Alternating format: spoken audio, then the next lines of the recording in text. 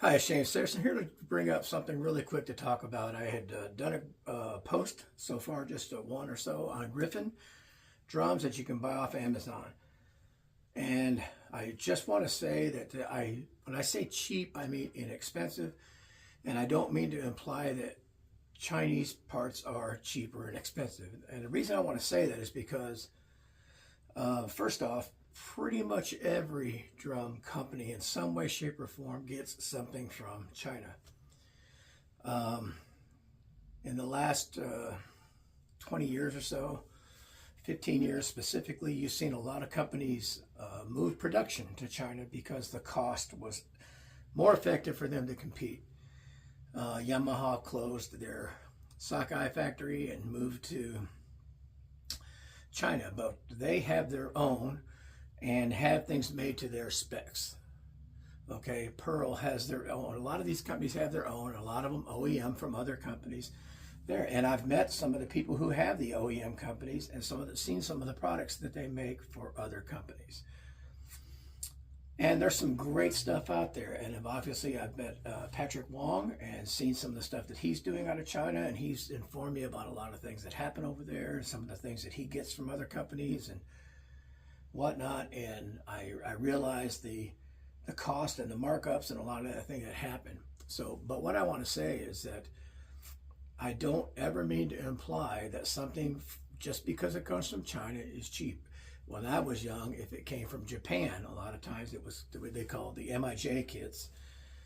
Some people call them stencil kits. They were generic, and they would just put whatever music store or whatever on that, and then they would sell them.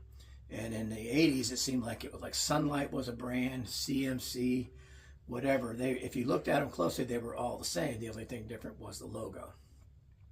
And oftentimes it was just a foil badge that they glued on or stuck on. So, but my point is this, that made in China doesn't mean cheap. Made in China doesn't mean it's not good. There's all levels, just like every drum company has an entry level and whatnot. We know some companies that are out there that don't have the best reputation in terms of quality, and we know some that have the top reputation in terms of quality.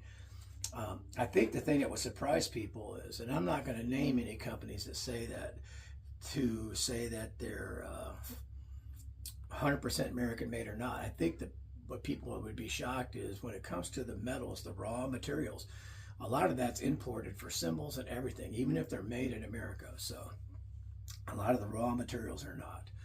So anyway, I guess my point is, made in China is a term that sometimes takes puts a bad flavor in people's mouths or whatnot. And it's not always the case, especially if people are ordering things from a manufacturer in China that, let's say, they make lugs, and they say, I want it this way to this metal mixture or whatever, and they get it. If it's made to their specs, be happy with it. I'm a big golfer, not as much as I used to be, obviously, and there was a time when a lot of people were really concerned when all the golf club manufacturing started going away from America, because you couldn't tell sometimes the fake one from the real one, so to speak.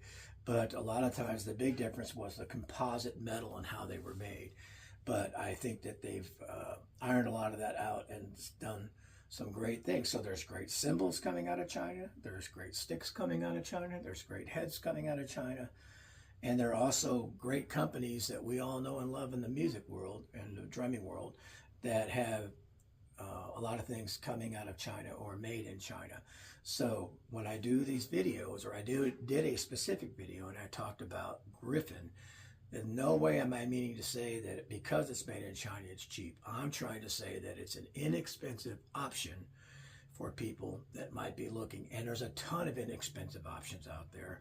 Most of the major companies have something, and then we have a lot of things that I think Guitar Center has a SPL, I think is what it's called, Sound Percussion Labs. You've seen Donner, you've seen East Star on Amazon and all that. I don't think any of that is geared toward a touring drummer. I'm sure there are companies that have stuff out there, but a lot of them are geared toward that beginning drum kit that you have and stuff like that. And Of course, if you see a first act kit and somebody, what's your opinion of it? I'd say look on the used market on Marketplace or Craigslist and find a used kit that's a real kit. My take. However, there are some options out there that could be good, and so if I apologize if I made it seem like I said because it's from China it's cheap. I don't mean that in any way, shape, or form, because I know that most of the stuff that we get in the drumming world comes out of there now. Most, not all. Most of our stick manufacturers here in the United States still make their own sticks and whatever, although their drum pads may come from China or something like that.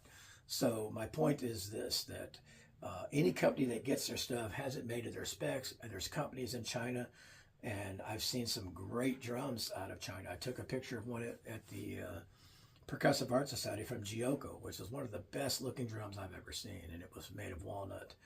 And Gioco is a company out of Taiwan, I believe, that makes some and has made some stuff for some big manufacturers before. You saw me post a video about Jim Bow. I have several Jim Bow snares because I was always close in proximity to where they were at the NAMM show, and have always been interested in some things that I've seen. And they do a lot of OEMing for other companies and stuff too. OEM means original equipment manufacturer. So a lot of times people will say, you'll see other companies that have things, but they're made for them out of that particular factory. Jim Bow is in China. I'm not sure exactly where in China. You've got Taiwan, completely different, but generically we group everything together. You've got Hong Kong, you've got different areas of China and stuff like that. And again, now that I've met Patrick and I'm learning a little bit more on the inroads of what he's doing and what he's developing and working with other people on, it's really opened my eyes. So I don't mean to imply that being made in China is not good. It is good. And especially if it's made to the specs of some of the companies that want it a certain way, or there are people who are trying to put out high quality goods.